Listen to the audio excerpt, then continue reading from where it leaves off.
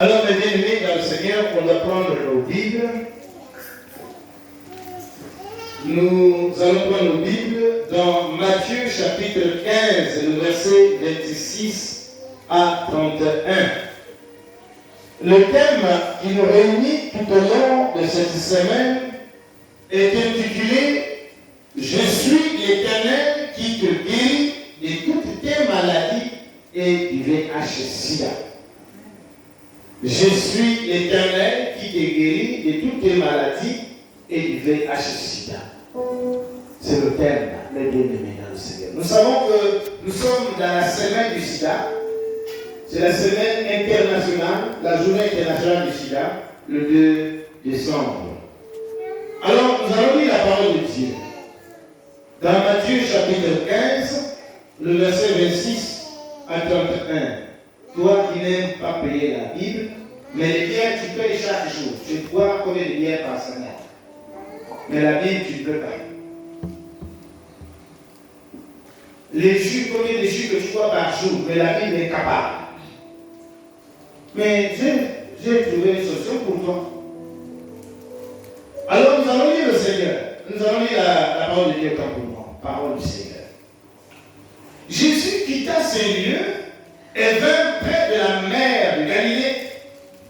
Étant monté sur la montagne, il s'y assit. Alors s'approcha de lui une grande foule, ayant avec elle des boiteux, des aveugles, des muets, des expropriés et beaucoup d'autres malades. On les mit à ses pieds et il les guérit, en sorte que la foule était dans l'admiration de voir que les muets parlaient.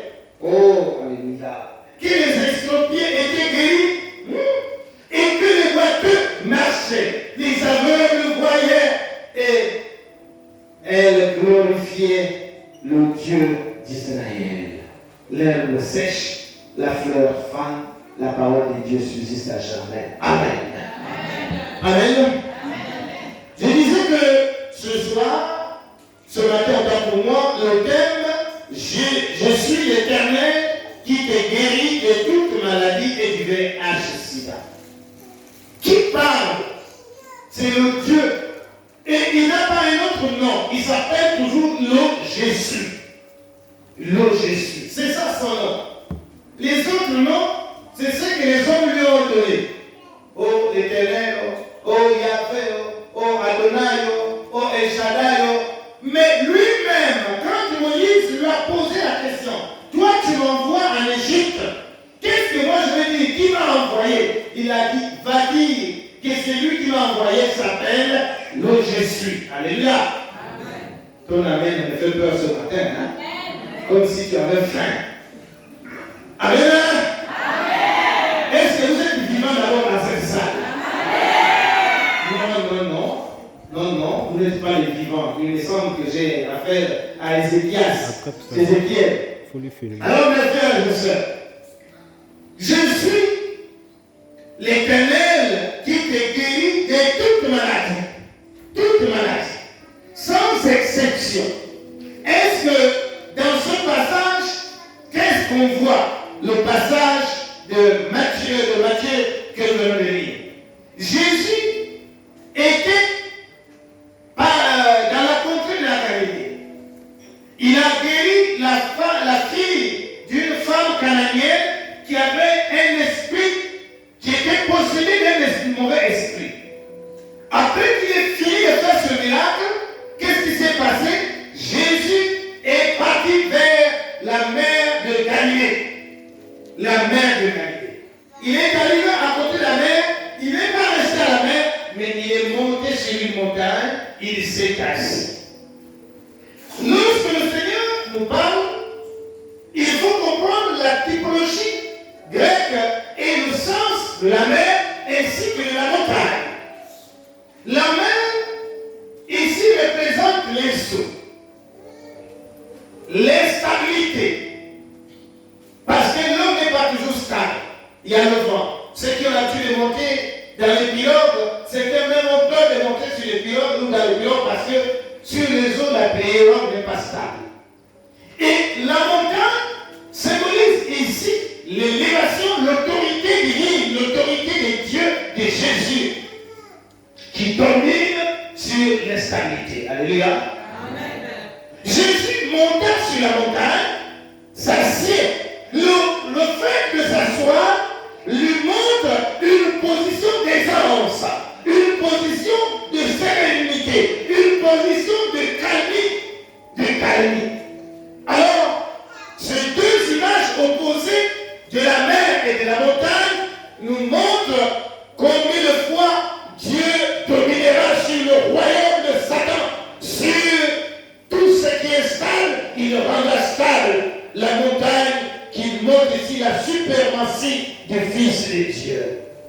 Alors, mes bien-aimés dans le Seigneur, je ne serai pas très long, mais je serai plus vite, je serai très vite, parce que le temps nous fait défaut. Quelle belle prédication, quel beau message ce matin. C'est un beau message qui méritait de prêcher pendant 2 heures de temps et de comprendre toutes les méandres de ce texte. Les malades sont dans la foule. Les malades qui viennent, c'est une foule qui vient, mais remplie de malades. Malades mentales, possédés des esprits, les démoniaques, ceux qui étaient aveugles qui ne voyaient pas, ceux qui étaient muets qui ne parlaient pas, les expropriés, c'est-à-dire ceux qui avaient soit la main coupée, soit le pied coupé. C'est cela qu'on appelle les expropriés. Mais lorsque la Bible dit les expropriés étaient guéris. La nuit, lorsque je travaille sur ces textes, j'ai eu à penser. Quand quelqu'un a un pied coupé, on l'appelle exproprié. C'est-à-dire qu'il est exproprié. Sa maladie, c'est l'exproprié. C'est-à-dire qu'on l'a coupé le pied. Mais si on dit qu'un exproprié est guéri, qu'est-ce que là sous-entend? Donc finalement, si le pied qui était coupé, donc sûrement qu'un autre pied, le pied a poussé pour qu'il ne soit plus exproprié. Alléluia. Amen. Si c'est lui qui avait la main coupée, donc la main a poussé et est revenu, il avait 3 membres, avec un membre tenu, il est revenu avec ses 4 membres complets. Est-ce que ce n'est pas un miracle? C'est un miracle, c'est possible. C'est ce qu'on parle de la guérison des expropriés. Ayant venu les boiteux, ceux qui boitillaient. Oh mon frère, ma soeur, la foule représente ici l'église que nous sommes là. Beaucoup d'entre nous sont venus, peut-être que nous sommes malades. Tu peux boitiller physiquement, mais dans la foi, ta foi est en train de boitiller. Alléluia. Tu es un boiteux spirituel. Un boiteux spirituel. Tu peux boitiller, mon frère, physiquement, mais Jésus dit que vous voyez, mais vous ne voyez pas. Vous entendez, mais vous ne comprenez pas ce que vous entendez. Alors, en ce moment, il y a aussi des sourds spirituels. Amen. Amen. Les sourds spirituels se caractérisent par l'incrédulité. Les gens qui sont toujours incrédules, les gens qui veulent toujours débattre sur ce que la parole de Dieu dit, les gens qui ont toujours des réponses ou qui ont toujours, ils ont toujours une réponse, des justifications. Des justifications. Tu es un sourd parce que tu n'entends pas la parole de Dieu. Vraiment, pourquoi tu ne viens pas à l'église? Ah, vous savez, il y a ceci. Chaque jour, elle a toujours une justification. C'est elle seule qui a des problèmes. Tout le monde n'a pas les problèmes. C'est elle seule qui est toujours malade. Tout le monde n'est pas malade. C'est elle seule qui a toujours tous les soucis du monde. C'est elle qui a les problèmes de taxi. Pour venir aux répétitions. Les autres n'ont pas les problèmes de taxi. Mais qui travaillent où ici? Tous se débrouillent de vendre les glaces, de vendre le koumou, de vendre le manioc. Mais ceux-là qui vendent les glaces et le koumou, ils font quoi d'extraordinaire que toi tu fais? Parfois même toi tu fais même plus que eux. Mais toi tu as toujours le récent. En ce moment tu es un malade. Tu es un, hein? Il y avait des malades qui étaient des muets. Les gens qui n'aiment pas parler. Même si quelque chose n'est pas bon, tu ne peux pas dire alors que ça c'est pas bon. Ça faut bénir ça. Faut pas nous voyons les gens qui parlent même mal de l'église dans les lieux bizarres. Tu vas au bar, au lieu de voir ta bière, c'est le problème de l'église que tu soulèves là-bas. Hey! Pourquoi les protestants sont maudits comme ça? En tout cas, moi je n'ai jamais entendu les chrétiens catholiques aller parler du prêtre dans un bar. Et pourtant, on reconnaît que les catholiques boivent. Hein? N'est-ce pas, non? On ne le connaît pas. C'est pas nous qui mentons, qui ne vont pas, mais nous on se retrouve dans les quartiers, on sait là, on se voit.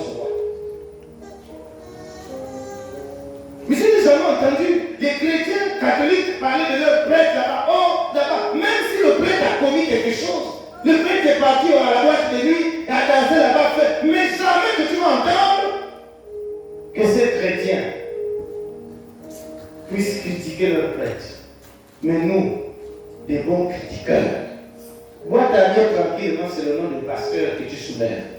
Bois ta bière tranquillement au bar. Mais ceux-là qui sont au bar, parfois ne crient pas. Parfois il a envie de venir ici à l'église, mais il écoute comment toi tu es en train de couper ton pasteur comme le Koumou. Est-ce qu'il aura encore la force de venir ici à l'église? Il va écouter comment tu es en train de couper ta soeur qui est dans la chorale, qui est dans le Kilombo, qui est ici à l'église, comme le Koumou, alors que tu es en train de vendre au marché, tu es en train de critiquer ta propre église, tu es en train de critiquer ta propre soeur. Est-ce que la personne qui disait moi dimanche prochain, je vais aller d'abord dans cette église que moi j'entends là, aura encore le courage de venir dans notre église là? Nous sommes des malades, des mentales. Mais parfois quand tu écoutes, tu deviens muet spirituel. Tu ne peux pas dire non, Papa Brice, c'est pas le lieu indiqué de parler des choses de l'église. Papa Brice, laisse, c'est pas le lieu indiqué de parler du nom du moment de ou du nom du pasteur. Il faut défendre et il faut taper la main sur la table. Mais toi tu es là, soit tu participes, tu es en saison, soit tu t'étais, tu deviens un muet spirituel. Et Dieu n'est pas content. Il veut que tu sois guéri ce matin de ton état de muet. Il dit quoi? Les expropriés, ceux qui avaient les pieds coupés, c'est ceux-là qui viennent, un jour ils sont à l'église, demain ils sont à la maison. Ceux-là qui confrontent même pour venir à l'église, il faut qu'on les pousse. Tu es un exproprié spirituel. Tu es un exproprié spirituel. La Bible dit qu'il y avait beaucoup de malades. Beaucoup d'autres maladies étaient là. Mon frère, ma soeur, il se peut que ce matin, tu peux être malade physiquement, mais aussi spirituellement. La Bible dit, nous devons faire attention à ce qui tue l'âme au lieu de ce qui tue la chair. Mais plus nous avons peur de ce qui tue la chair que ce que nous avons peur de ce qui tue l'âme. Oh, mon frère, ma soeur, ce matin, le Seigneur veut visiter chacun. Il faut que nous venions à ses pieds. Nous devons venir tout déposer, toutes nos maladies aux pieds de Jésus. La Bible dit quoi? On les mit à ses pieds. On les mit. Donc on a pris les malades, on a apporté aux pieds de Jésus et Jésus les a guéris. Être au pied, venir au pied de quelqu'un est signe d'humilité. Alléluia. Mais nous sommes remplis d'orgueil. Nous sommes remplis d'orgueil. Nous-mêmes, nous sommes les autopasteurs. Nous-mêmes, nous sommes les auto-serviteurs. Quand tu as un problème, tu te bats seul. Tu ne veux pas aller voir le serviteur. Tu ne veux pas venir voir la soeur pour qu'elle t'aide dans la prière. Mais quand le problème persiste, tu finis d'abandonner l'église. Tu ne peux pas combattre seul, mon frère, ma soeur. Le combat est difficile avec le diable. Nous devons nous attraper main dans la main pour que nous soyons les vainqueurs dans ce combat. Oh, mes frères. On a amené les gens. Les malades sont venus. Ce n'étaient pas des malades orgueilleux. Ce n'étaient pas des malades arrogants. Ce n'étaient pas des malades qui se montraient d'importance. Mais tous les malades sont venus. On les a mis au pied de Jésus. On les a jetés à même le sol. Signe d'humilité. Est-ce que tu es humble, mon frère? Est-ce que nous sommes humbles ici, dans cette église? Oh, nous devons rester. Il y a des gens qui disent, non, moi je reste à la maison. Mais voyez un peu, ils ont dit, ils sont venus. S'ils étaient à la maison, est-ce que Jésus devait les toucher pour les guérir? Je sais qu'il y a des cas que Jésus a touché, a parlé juste par la parole. et les gens ont été guéris à la maison. Mais dans ce genre de cas, dans ce texte-là, il fallait qu'on amène les malades auprès de Jésus, on les dépose sur ses pieds ou à ses pieds, et que Jésus a touché ces malades, ils ont trouvé la guérison. Il y a des gens qui veulent faire la même chose. Ils pensent, bon, comme Mungengi a prié, Dieu l'a visité seul, que Dieu aussi va me visiter seul dans la maison. Non, mes frères. Dieu ne peut pas nous visiter tous de la même manière. Peut-être pour ton cas, Dieu a besoin que tu viennes au pied de Jésus. Pour ta situation, Dieu a besoin que tu laisses ta maison, que tu viennes t'humilier, que tu viennes t'agenouiller dans la poussière, à même le sol, pour que Dieu te exauce. Mais quand tu vois ta robe, tu vois ta tenue, tu vois ta position, tu vois, quelle est la position même que tu es en train de voir. Alors, la maladie et la présence de Jésus leur avait dépouillé de tout orgueil. Il faut que Dieu nous dépouille. Il est le Dieu qui guérit toutes nos maladies. Les gens étaient dans l'admiration parce qu'ils ont vu que ces malades étaient guéris. Les gens devaient être dans l'admiration quand ils vont voir ce que Dieu a fait pour toi. Ils doivent être en admiration. Ce matin, Jésus veut toucher un homme et une femme. Ce matin, Jésus veut guérir quelqu'un. Il veut pousser, mais il est mieux que tu viennes d'abord avec l'humilité à ses pieds pour qu'il te touche. Afin que ceux qui vont te regarder seront dans l'admiration. Ils vont t'admirer. Ils sauront que non, le Dieu que le papa l'a pris, le Dieu que la maman l'a pris, c'est un Dieu vivant parce que regardez ce que Dieu a fait. Comme on chante souvent, Makamu Yesu asali elege munene nganga munene. Yesu yo nganga munene. Yesu yo nganga munene. Yesu yo nganga munene. Yesu yo nganga munene.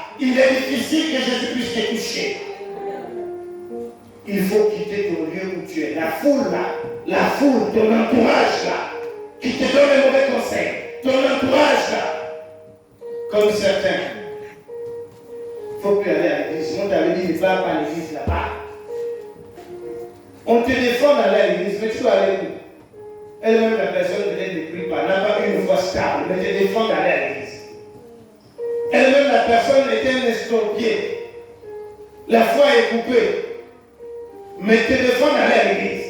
Elle-même, la personne, c'est un boiteux, c'est un aveugle spirituel. Quand tu vois sa vie, c'est une vie de mélange, du syncrétisme, du normalisme à l'intérieur dans lequel tu ne vois qu'il pèse, qui ça, ne police. Mais téléphone d'aller vers là où tu auras la vie éternelle. Qu'est-ce qu'il va te donner en retour? C'est l'enfer, c'est ça en même moment. C'est l'enfer qu'il va te donner. Il t'ouvre la porte de l'enfer. Alors, mon frère, ma soeur, nous voulons que ce matin et cette année, toi qui es aveugle, toi qui es malade, quelle que soit la maladie que tu as, qu'elle soit charnelle ou spirituelle, le Seigneur veut te toucher ce matin, mais la seule chose qu'il te demande, c'est l'humilité.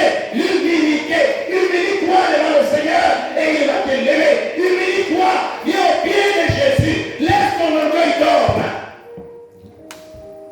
Laisse ton orgueil d'homme. Si tous nous les hommes sommes beaucoup orgueilleux, voilà pourquoi peu des hommes sont dans les églises.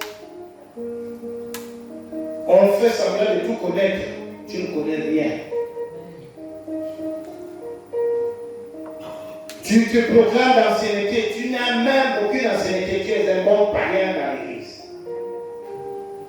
Alors, il faut que les gens soient en admiration pour toi. Et le Seigneur te dit que je suis le Dieu qui guérit toutes les maladies. Et lorsqu'il a guéri toutes ces maladies, les gens étaient en admiration. Admiration de ceux qui étaient malades. On a dit quoi? Quand ils ont vu les milliers parler, les gens étaient hébétés. Ils étaient épargnés. Les gens étaient là étourdis parce que les gens étaient en train de parler. Amen. Amen. Le Seigneur veut que tout ton entourage soit étonné et admiré. Lorsqu'ils vont te voir passer, ils vont dire waouh, lui là, c'est très bon, il passe. Ce matin, Jésus veut te toucher. Est-ce que tu es prêt de venir auprès de Jésus? Est-ce que tu es prêt de venir auprès de Jésus? Alors si tu es prêt, je te demande de là où tu es, de te lever. Car le Seigneur veut te changer. Lève là où tu es, reste là. Dans le coronavirus, donc,